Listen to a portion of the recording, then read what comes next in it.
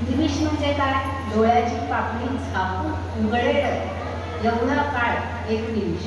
त्यानंच ते निमिष इथं आलं म्हणून हे नैमिष्य, असं हे नैमिष्य अरण्य. आणि इथं तुम्ही सत्संग करा हे सांगितलं. हा सत्संग करायला माझ्या लेकीनी जावयांनी मला इथं घेऊन आलेले आहे. दादांच्या आशीर्वादाने मी हा सत्संग इथं करते आहे. आणि यजमान होणं ही सोपी गोष्ट नाही. यजमान काय होतं? यजमान म्हणजे प्रत्यक्ष भगवंत ज्या कथेमध्ये अवतरतो कधी सांगता येत नाही, त्याची पूजा करायला ज्यांना मिळते ते यजमान असतात. हे यजमानाचं एवढं मोठं महत्त्व आहे. जरी एखादी पूजा अर्चा जरी करायची असेल, आपण यजमान होणार असेल तर आम्ही का होऊ असं करू नका. आनंदाने यजमान व्हा त्याच्यामध्ये. तर ही कथा तुम्ही म्हणजे या कथेमध्ये सुतदेवांनी पहिल्यांदा ही कथा सांगितली आहे. सुतजी त्यांनी सांगितलं आहे. सूत म्हणजे काय? सूत म्हणजे ब्राह्मण स्त्री आणि मराठा पुरुष यांच्यापासून निर्माण झालेली एक प्रजाती, तो संतती. त्या संततीला सूत असं म्हणतात. आणि ते सूत पौराणिक कथा सगळीकडे सांगतात म्हणून सुतजी महाराज. आणि असे सुतजी महाराज समोरून आले. शौनकाधिकांनी त्यांना नमस्कार केला, वंदन केलं. सुतजी तुम्ही आपले सुतजी तुम्ही आलेला आहात. तुम्ही आम्हाला काहीतरी चार सत्संग करा, 4 शब्द चांगले सांगा अशी वंदना त्यांना केली. जन्मता जायते शूद्र संस्कारात बीज उच्चते वेदपाठी भवे विप्र ब्रह्म जानाती ते ब्राह्मण. सुतजी असे होते की ते ब्रह्म जाणत होते म्हणून त्यांना वेदपाठी ब्राह्मणाच्या पेक्षाही वरचा मान होता.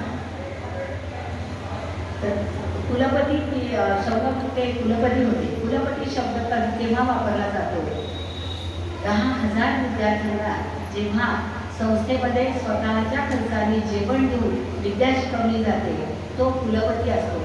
जे आपले शिवराय महाराजांना आपल्या मिळालेले आहे, छत्रपती शिवरायांना ते कुलपती.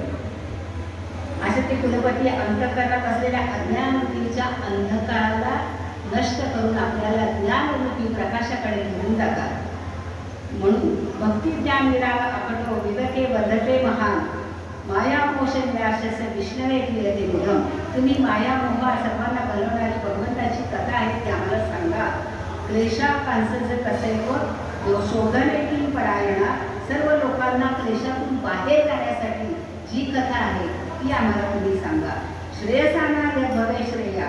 सगळ्या श्रेयामध्ये श्रेयस्कर असणारी कथा तुम्ही आम्हाला सांगा.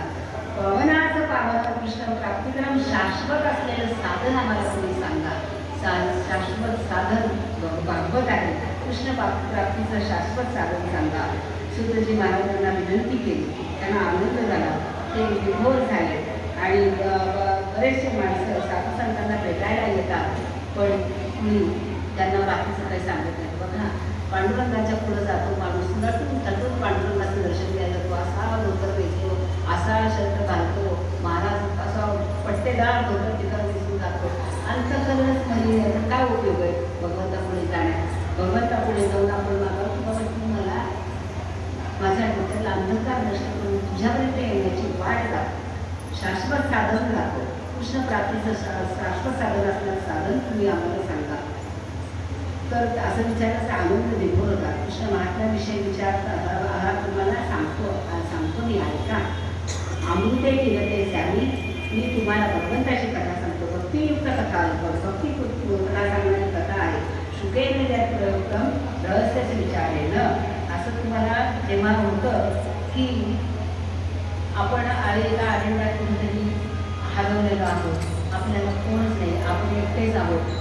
बघा, आपण यात्रेला सुद्धा निघालो, केदारनाथ बद्रीनाथ तिकडे जाताना सगळ्या मिळून जातो आपण, बरोबर. पण केदारनाथला वरती जाताना आपण एकटेच असतो. आणि जेव्हा तेव्हा आपण एकटे असतो हा अनुभव येतो